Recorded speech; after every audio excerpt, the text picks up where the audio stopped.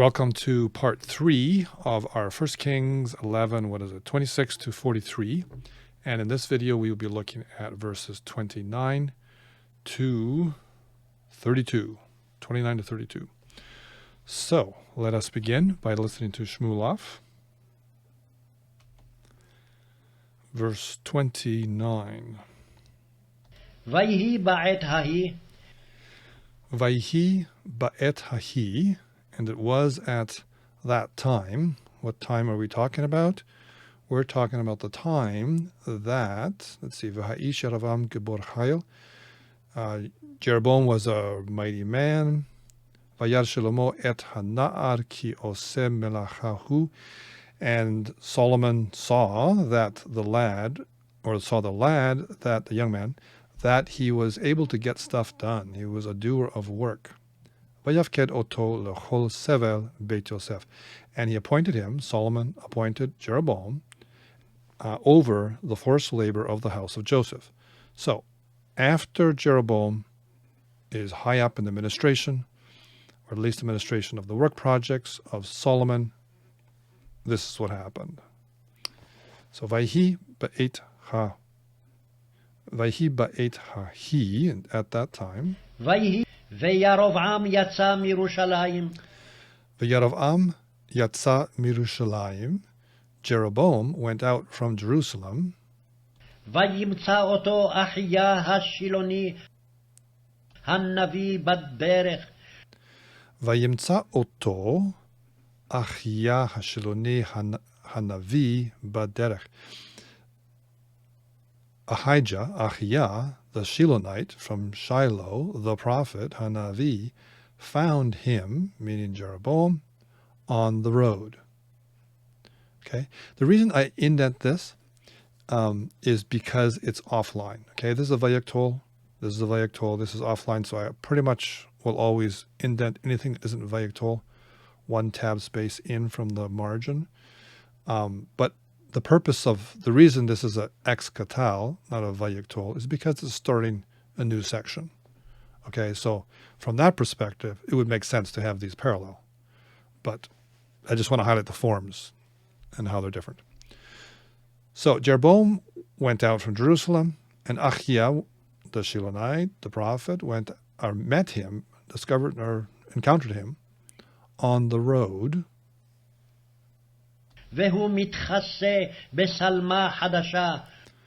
Vahu mitkaseh b'salma hadasha, and he was wearing a new robe. Okay, salma hadasha, a new robe. Ushenehem levadam basadeh.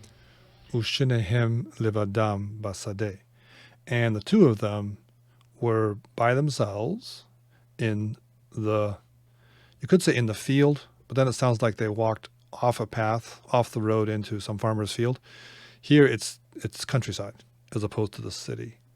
And so the two of them were alone in the countryside. Notice here that it says, and he was wearing a new robe. It doesn't say who exactly. I assumed it's Jeroboam.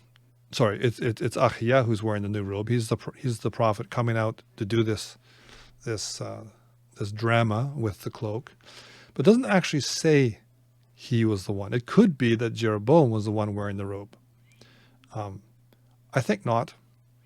I think it makes sense that the prophet brought the robe to do the demonstration, but there are scholars that will side with saying that it's Jeroboam wearing it. It doesn't make a ton of difference in the end. I chased this a bit, and it's like it didn't yield a lot, so I'm not going to bother with it, but just to highlight that. It does say he. He meaning who, or who meaning he. Vahu mitkaseh, and he was wearing, one of the two of them, I think Ahijah, b'salma hadasha, a new robe, ushnehem, and the two of them, levadam, they were alone, lavad am with a suffix there, basadeh, in the countryside. Vayitpos Ahijah basalma hahadasha asher alav. Vayitpos Ahijah. Okay, that's clear. We got a subject. So Ahijah, he laid hold of, vayit vayitpos. Tafas is to make yourself, was to grab. Vayitpos Ahijah basalma hachadasha. He grabbed, he laid hold of the new robe. Now it's the new robe, right? Hachadasha basalma. Before we just had a new robe when he first introduced it. Basalma chadasha. Now we have basalma hachadasha asher alav, which was on him. Again, we have that ambiguity.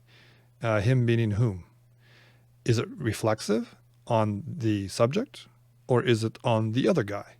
And this is where, it's because of this, I believe, if I remember the arguments correctly, this is why they are thinking, oh, maybe the robe was on Jeroboam, because they probably wouldn't use alav as a reflexive. I think that was the argument. I'm not sure. I can't totally remember. Okay, next line. ויתפוס אחיה בשלמה החדשה אשר עליו. Okay, do it again. ויתפוס אחיה בשלמה החדשה אשר עליו. ויקרעיה 12 קרעים. Vayikra, and he tore it. Now we know who did the tearing because we know who did the grabbing. So Ahijah. Vayikra, ha is the cloak. It's feminine, you can see here. Shneim asar, 12. Okay, Shneim asar kiraim. So he tore it into 12 tears, 12 pieces. He tore the cloak into 12 pieces. I say tears just to highlight the fact that this is the same root as this in Hebrew. Okay, good. Let us go back to our slides. The first thing we want to look at with this verse 29 is Ahijah himself. So Ahijah Hashiloni. So this is our next major character, Ahijah the Shilonite. What can we say about him? Well, the first thing is that he is from Shiloh. Now, who else came from Shiloh? What other important person came from Shiloh? We know that Eli was in Shiloh with his two kids, his two sons. They weren't kids, Hophni and Phinehas, and that was kind of the end of that priestly line. Very bad things going on there with his kids.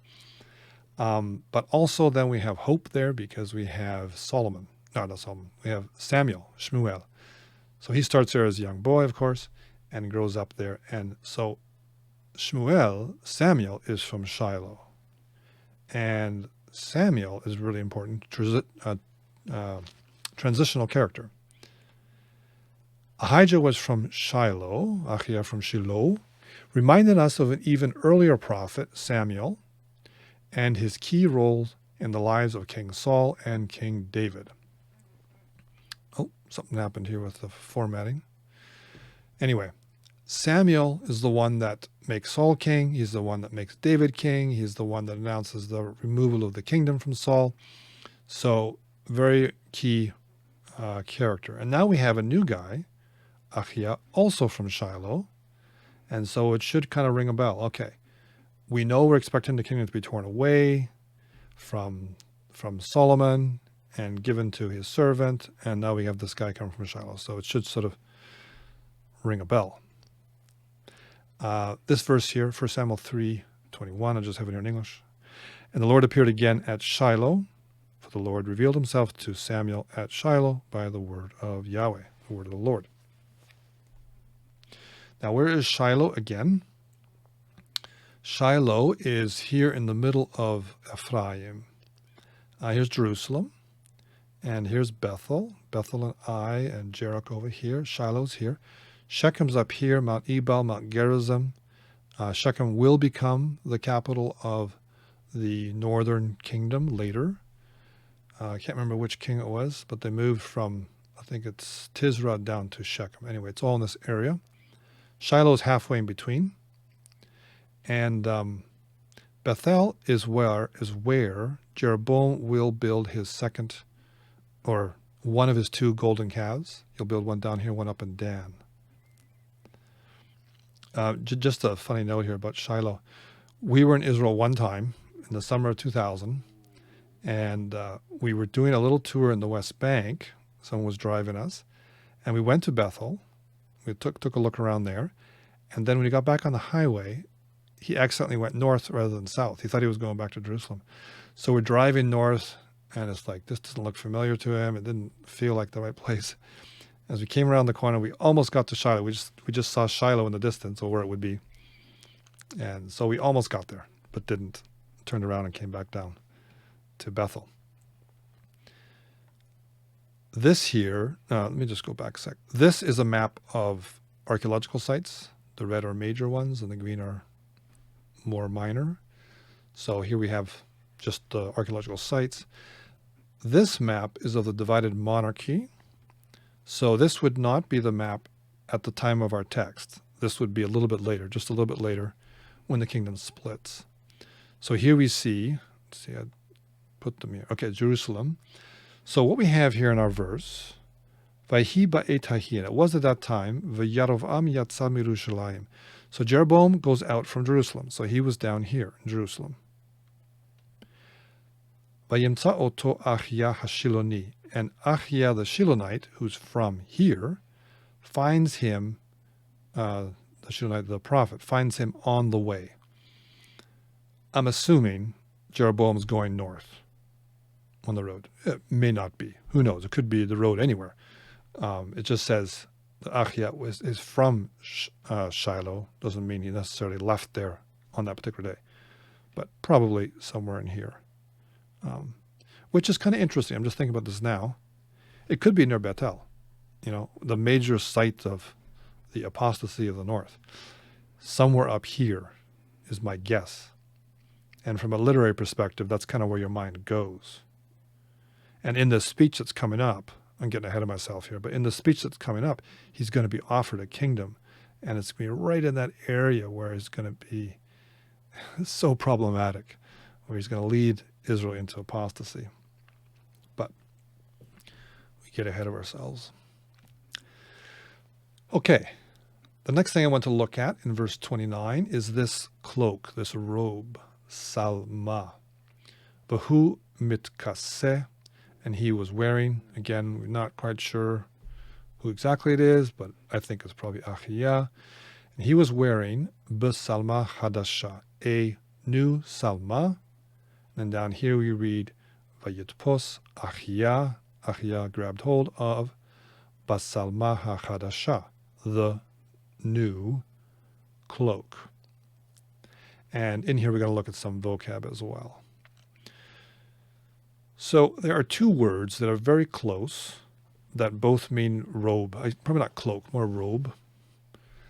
The gloss here from Accordance is garment. The one in our text is the one with the red arrow, salma. The other one is simla. Okay, very close. The major difference here is that you got a mem and lamed, you got lamed and mem. So these are flipped, right? Salma, simla. We also have a vowel difference here, I versus a. When we were reading this for the first time in our reading group, someone read the verse and then I was talking about it. And I kept referring to this as simla because I know the word from modern Hebrew, and that's a very common word. And I didn't even realize that I was saying the wrong word. And someone said to me, why are you saying that? You should be saying salma. I said, what do you mean? I looked at the word again and I still read simla. Okay, so that's how easy it is to flip those two. So these two words, our word is used 16 times in the Bible. The other one's 31. Nidoti has an article on this, of course, and it says, for salma, which is our word, it occurs 16 times with a distribution similar to that of simla. Okay? Different amounts of times, but the distribution throughout the scriptures is inconsequential. They're both about the same. Apparently the two words were interchangeable throughout the biblical period. I don't know if that's true today or not, but at that time they really weren't any different. So we have examples in Exodus and in Deuteronomy that both address the poor debtor. One text uses one word, the other text uses the other word. The same you see in Deuteronomy and Nehemiah. So in parallel passages, they use different words, and it doesn't seem to mean anything different. Salma is the word that is used to describe the old clothes that the Gibeonites wore to deceive Joshua in Joshua 9. And of course, our text, the new cloak that Ahijah the prophet wore, and then tore into 12 pieces in front of Jeroboam to illustrate the division of the tribes in 1 Kings 11. It is also the word for the pleasant-smelling clothing of the Shulamite in the Song of Solomon, or a Song of Songs. In one place, Psalm 104, it is used figuratively. Salma is where God is described as wrapping himself in light as with a garment. Okay, so helpful little argument, or a little article, to say basically they're treated the same. Okay. Now, the curious thing for our text is if you compare our word, Salma, with the word or with the name Solomon. Salma Shlomo. At first blush, it may feel a little different, but the letters are at least the same, the consonants, right? S-L-M, S-L-M. Okay? And a hey at the end. Let's see let's compare this a bit. So, shalom, here's the root or the root shalom with some of its words. Later, at the end of this, I'll show you the full chart of all the forms that come from the root. Here I've just taken the major ones. So we have Solomon, of course. Shalom, maybe the most famous, most recognized word in Hebrew. Shalom, peace. And the verb, depending if it's kal or pl, it can mean to complete, to be complete, to be or to make peace, or to be sound, or to pay, to make recompense. Shalem, peace offering, a noun, and shalem is an adjective. So they're all this root shalom. So Solomon is a man of peace, or to bring peace, or something like that. The Hebrew word, John Woodhouse points out, this Hebrew word, salma, appears to be a deliberate pun on Solomon's name. The garment represents the king and his kingdom. Okay? The newness of the garment may suggest that the newness of the kingdom over which Solomon reigned. Remember, Solomon is king number 2. We have David, and then we have Solomon is just the second Davidic king. So it's a new kingdom. And so far, it's one new cloak, right? It's not torn. And here, the cloak's going to be torn, and the author chooses a word for garment that is close to Solomon's name. So he says, Woodhouse says, the garment represents the king and his kingdom. Okay, makes sense. The kingdom is going to get torn. But in some ways, it's Solomon too, right? It's Solomon's kingdom. And it matches his name so closely. Walsh picks up on the same pun here. I think others do as well. And the author uses a particular term for garment that allows him a powerful wordplay. Salma. Not very good at reading transliteration. So this is salma, our word. Since ancient Hebrew was written without vowels, this word is indistinguishable from the name Solomon. Okay? If we take off all the vowels here, and the vowel or the sin sheen marker, which wasn't there when you had the consonantal text, then these are going to be identical. Sin sheen, one or the other. Lamed mem hey, sin sheen, lamed mem hey. And so when you come to it in the text, in an unvocalized text, your eye is going to see a word that your mind is going to say is robe, salma, if you know Hebrew, because that is what fits the context.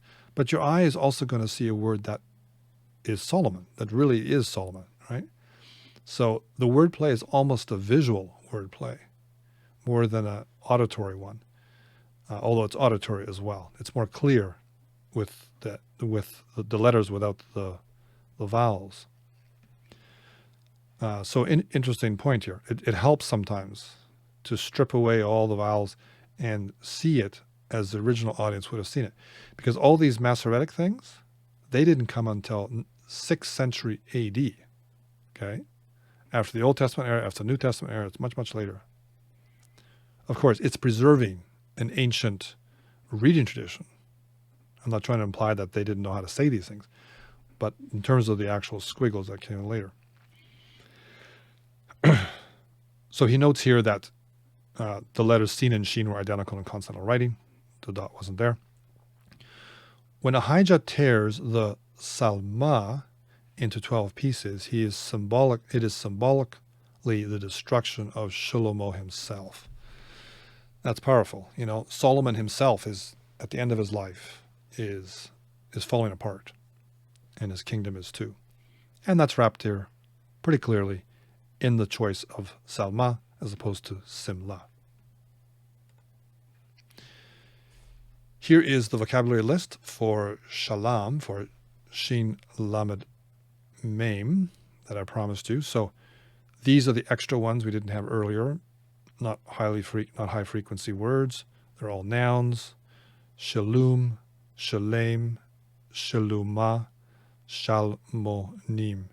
This one is glossed as rewards. These three is recompense. I don't know if there's much difference. And then over here we got a ton of names. The first one, of course, is Solomon, Shlomo, the one we have been talking about. Absalom, of Shalom, okay, something about father and peace, which is a bit ironic. And Yerushalayim. So you got this Yeru, which something to do, I don't know what that would mean actually. And Shalem, okay, or Yerushalayim. This is written defectively. There's a yud that you pronounce that isn't written. Anyway, these are three famous names of people and places that use this root. And you got a whole bunch of other ones here. This is a gentilic, what they call a gentilic, meaning someone who is of that group. Shilemi, like Kana'ani. A Kana'ani is someone who is a Canaanite. Okay, so we've talked about the fact that Ahijah is a Shilonite. It brings to mind Samuel and the types of activities Samuel did with making kings and transitioning dynasties and tearing away kingdoms and giving kingdoms elsewhere. So he's very similar. And here we have this wordplay on Solomon, where Solomon himself and his kingdom are being destroyed, and it's wrapped up in the not just the cloak, but the word chosen for cloak. And then we have another lexical item that recalls earlier texts, right? This is pretty obvious. Vayikra'eha, and he tore it. Shneim asar, 12 pieces. He tore it into 12 kiraim, 12 pieces. And we've seen this already back in verse 11 of our chapter. Karoa ekra et mamlacha me'alecha. Yahweh speaking here. Yahweh said to Solomon, I will most certainly tear, this is the emphasis, the kingdom from you. And we saw with this connection here before, in verse 26, we have Eved. It's going to go to your Eved. I'll give it to your Eved. And here, Jeroboam is an Eved. So we're all set up for this scene here. We've got the Eved in place. We've got this guy coming who is in the likes of someone who used to do these sorts of things, of setting up kings and bringing down kingdoms, setting up new ones. We have Solomon mentioned with the robe, and then we have the action, right? Ahijah, what does he do? He's wearing this new robe. At least I think he's wearing it. If Jeroboam's wearing it, he takes Jeroboam's robe and tears it. But it seems to me that it makes more sense in terms of the story that it's not that Jeroboam isn't wearing it, because he's not the one who has the kingdom yet, right? He's going to be given 10 pieces of this kingdom. So I think it's Ahijah. And then we have the action. Ahijah tears it into 12 pieces.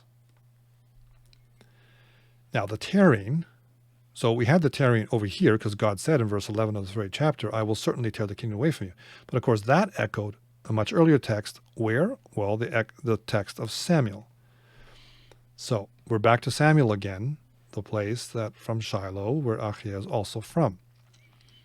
And I'll read a little bit here. 1 Samuel 15, 27, 28. And I think we've done this in a previous video with regard to the tassels, what I think was the tassel that was torn off.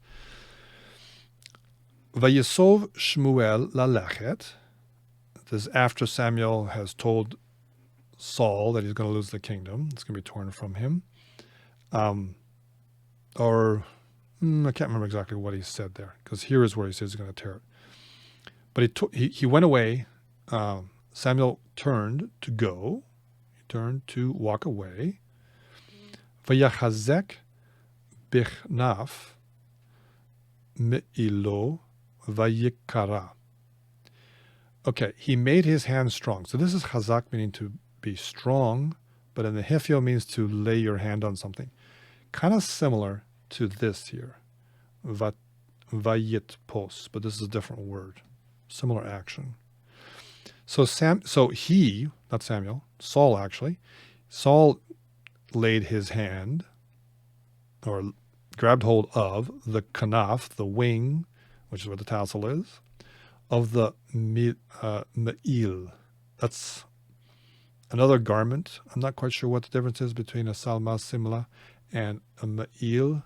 I get the sense this is an outer robe, and this may be more the inner robe, where maybe the tassels are. I may have talked about that before. I can't remember. And then we have it tore. That's our word. Vayikra'eha. This is regular cal. He tore it. Okay, active. And this one is Niphal. Vayikara. We can see the Niphal nun there. We see the little Niphal triangle, what I call a Niphal triangle. We got this dot, and we got a dagesh, and we have this comets. That's typical. If it was PL, you expect a shavah here, and a dot here, if it isn't resh or guttural, and a patach here. So this little triangle here clues you in visually that you got a Niphal, passive, and also normally it's a sound in terms of the vowels, which actually is going to sound like a PL as well, spelt differently. But now in this case, it's a. This isn't an A because you got a third guttural. So anyway, it's Niphal, and it tore. Vayomer elav Shmuel, Samuel said to Saul, Kara Adonai et mamlechut, slightly different word for kingdom. Yisrael me'alecha hayom.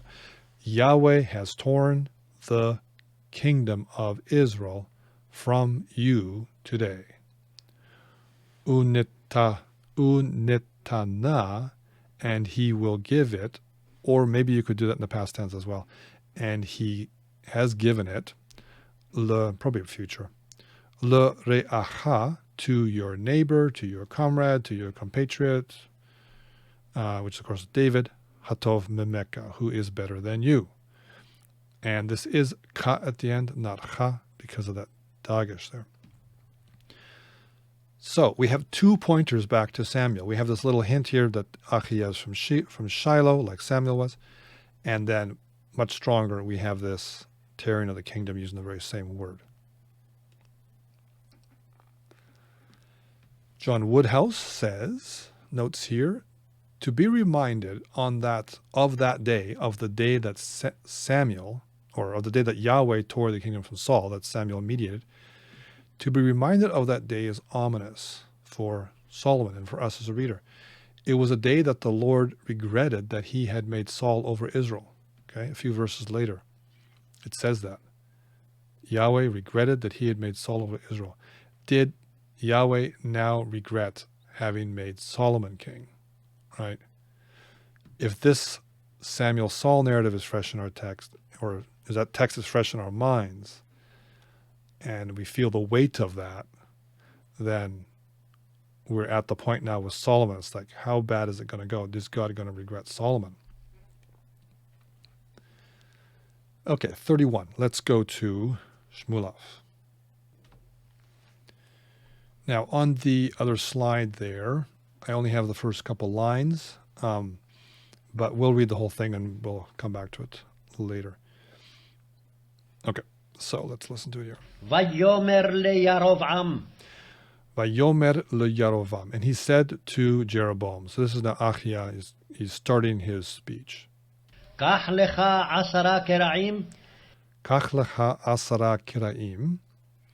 Take, from lakach, imperative, take for yourself, asara, 10 kiraim. Take for yourself 10 pieces.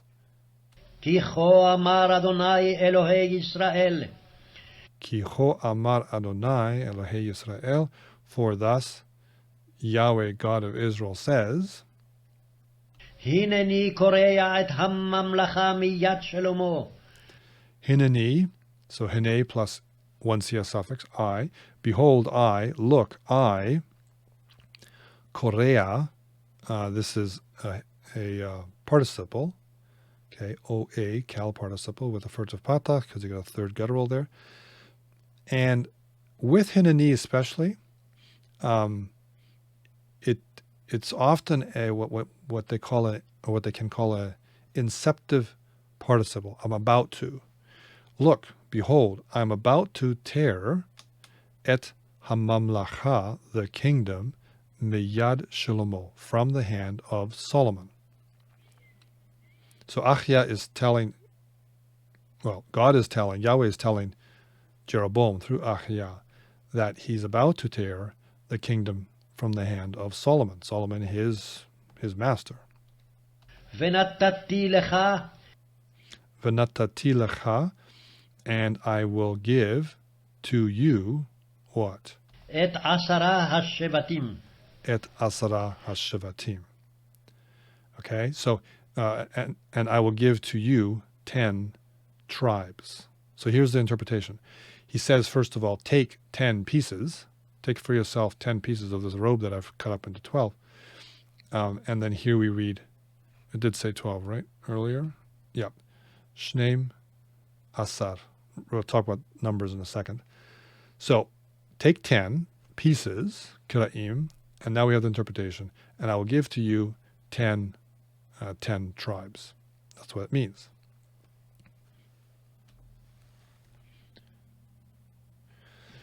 Okay, so the first part here, Vayomer leYarovam, he said to Jeroboam, Kach lecha asara kiraim, take for yourself 10 pieces. Ki ho amar Adonai Elohei Yisrael, for thus says Yahweh, the God of Israel. I split this off because this is Ahijah speaking, but after this, now it's Yahweh speaking, right? For thus says Yahweh, King or God of Israel. So on this slide, oh, here's my next slide. I went backwards. This slide and all the subsequent ones that have this purple bar here and the little yellow speech bubble, this is all God's word through Ahijah. And it splits up into talking about the past. He first talks about Solomon, then Solomon the people, and then he moves to the future of both Rehoboam and Jeroboam. So the first bit we have here, V'henei korea et hamamlacha meyad Shlomo, we just read that. Behold, I'm about to tear the kingdom from the hand of Solomon. It's the first thing God says to Jeroboam through Ahijah. V'natati lecha, and I will give to you et asara hashevatim. Okay, so right off the top, God tells him, I'm going to take the kingdom, just mentions all of it here, or no hint of a piece of it, and I will give 10 tribes to you. Let's go to Shmuelach and listen to 32. Verse 32. והשבט האחד יהיה לו, V'hashevet ha'echad, but, I'll translate this as but one tribe, actually it says the one tribe, because it's definite, Yehye lo, will be for him. I wonder what the English here says. He shall have one tribe. They leave it as indefinite. In Hebrew it says the one tribe, but the one tribe will be for him. Sorry, I don't know what I said before in English, but the one tribe will be for him. At this point, we don't know anything about Rehoboam. We don't know anything about his son. We're thinking Solomon, okay? Solomon's line. העיר אשר בחרתי בה, למען עבדי דוד ולמען ירושלים. Sorry, I got the wrong line here. So, למען עבדי David ולמען ירושלים, okay? So, but the one tribe will be for him, למען, on account of, because of, Avdi David, my Eved, David, ulma'an, Yerushalayim, and because of Jerusalem. So two things. Because of David, my servant, and because of Jerusalem. What about Jerusalem? העיר אשר בחרתי בה. Ha'ir asher bacharti va, the city which I have chosen, literally which I have chosen it, מכל שבטי ישראל. Mikol Shiftei Yisrael, from all the tribes of Israel. Now this tells you something, because Yahweh is taking the kingdom, which is his kingdom, from Solomon, but he's going to keep this remnant, right? He's going to keep the one tribe. And why? Because of David. So David's associated with Jerusalem. And because of Jerusalem itself, David's associated with Judah, which is what the tribe is. David from the tribe of Judah, obviously. And Jerusalem, because he's chosen Jerusalem from all the tribes of Israel. So this tells you that what he's giving Jeroboam is not the prize. It's the much bigger piece. But this is the essential kernel, right? It's the city of David, or the tribe of David, and the city in that tribe, Jerusalem. When I say city of David, I don't mean Bethlehem, which is also the city of David in a different way. But this is Jerusalem, which he chose from all the tribes of Israel. The most important bit, God is going to keep for the Davidic line.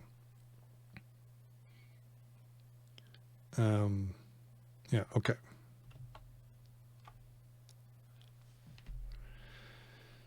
That brings us to, we just read this whole thing here. So what are we going to say about this? The effect of this transfer to Jeroboam will be far-reaching.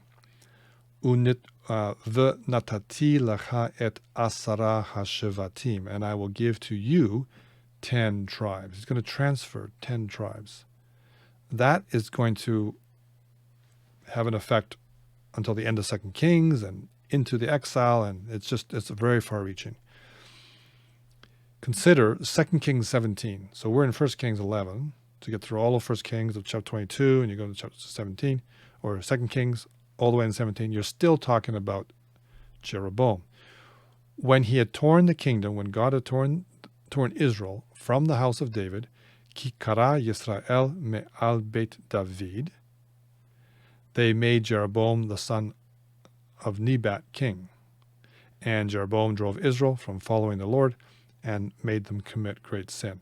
This is the summary that gets repeated again and again and again, all the way up to 2 Kings 17. So this event here is pivotal. It has implications for a lot of history to follow and a lot of chapters to follow.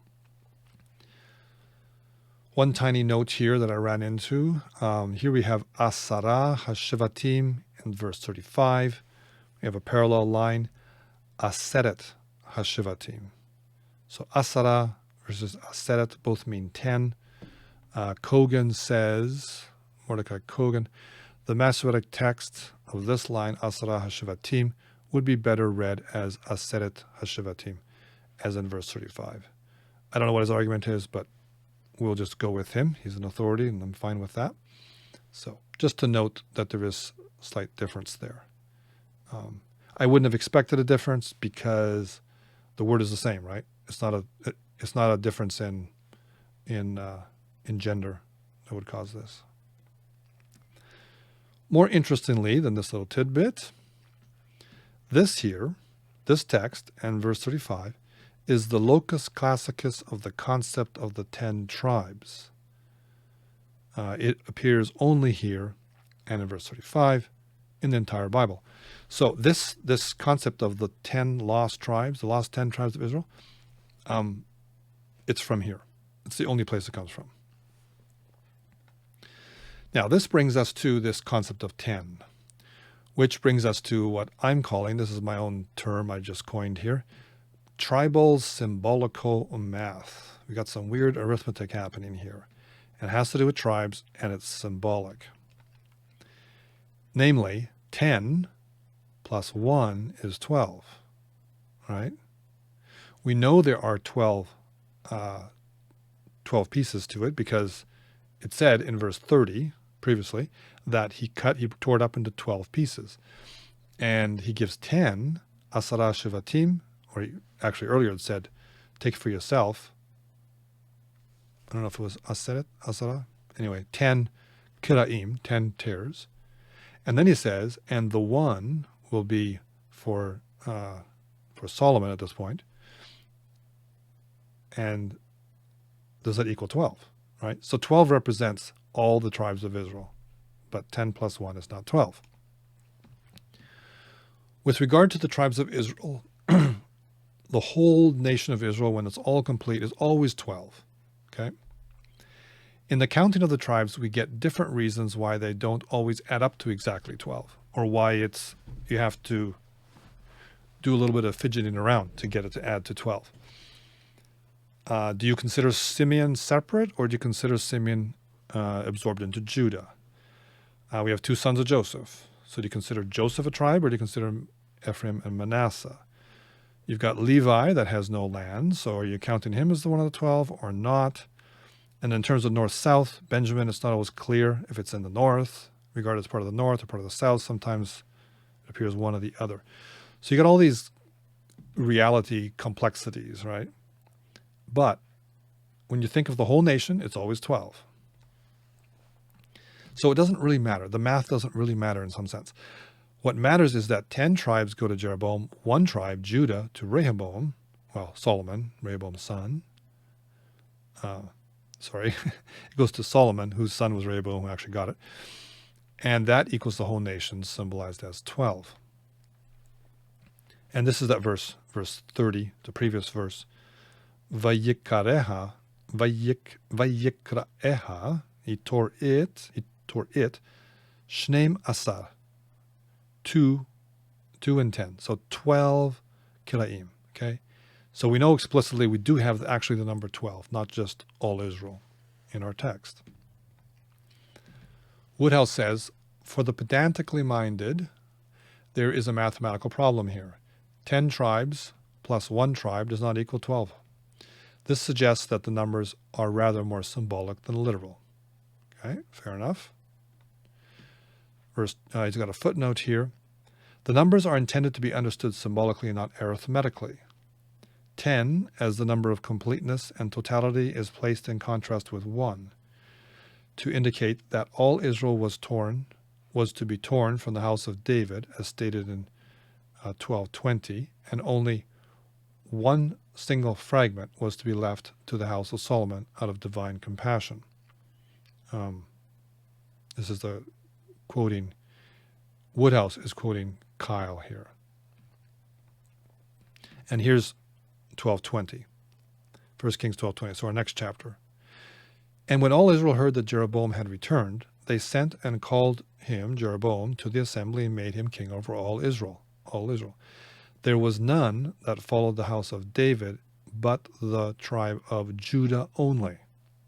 Okay? So we know there's one tribe, because we read that already, the one tribe, Hashevet Ha'echad. And now we know from chapter 12, verse 20, what that tribe is. It is Judah. What else goes on? For the numerically precise, it could be argued that 10 tribes was actually 9, if we count Manasseh and Ephraim as the one tribe of Joseph. The one tribe, meaning the one that stays with the south, or with Solomon and Rehoboam, probably embraced not only Judah, but also the small tribes of Benjamin and Simeon. Interesting. Simeon, yeah, I get that. It's right in the middle and it gets absorbed. But Benjamin too, he says. The tribe of Levi, not possessing a territory, is probably not included in this categorization. And another footnote here, he says, the actual division of the kingdom was probably more complicated than this. Okay? More complicated than even all of this, what we're talking about here. See discussions in Kyle, and in Gray, and in Walsh, and in Beale. So all of this should tell us, or all of this is a clear example that when you see numbers or details in the text, we need to take our clue from the text as to how literally to read it. And if we don't read carefully, and we insist on sort of a modernist, literal approach, and we tie our doctrine of Scripture to a literal reading, I don't mean a literary reading, but I mean a literal one, where we artificially impose precision requirements on the text. Say, well, 10 plus 1 can't be 12, and we do some gymnastics to make it work or something. We're missing the point. Take your clue. Let's take our clue from the text, because we know there was 12 there. He says 12, and he gave 10, and there's 1 left. Think about it from what it would look like at the actual scene. So you got Ahijah there, and you've got Jeroboam. You got this cloak, whoever's wearing it, and the cloak gets torn into 12 pieces. Okay? And Ahijah says to Jeroboam, take 10. That means there's 2 left. And then he says, one tribe is going to stay with Solomon, ultimately with his son. Well, he's standing there with 2 pieces left. So Jeroboam could ask, well, what about that final one, you know? But that isn't the point. The point is that 10 are going to you. That's a complete set. You are getting Israel. It's actually called Israel, right? Israel is Jacob. Israel should be the whole thing. So you're getting what amounts to the whole thing. But God is going to keep this one piece, and the piece is Judah. And the piece is the piece that has David associated with it on account of David, Lama'an David Avdi, or Lama'an Avdi David, because of my servant David. And it has the city that he has chosen from all the tribes of Israel. So they knew that 10 plus 1 doesn't equal 12, and anyone who could see that happening or visualize it knows that. So it's not like they messed up and they were ignorant and didn't know their numbers. They knew it, but they weren't hung up on that. They had other purposes for this. Oh, okay. So this is a shorter video, obviously. I broke it up this way because it makes more sense to do the next verses in the next video. And so I'll see you there.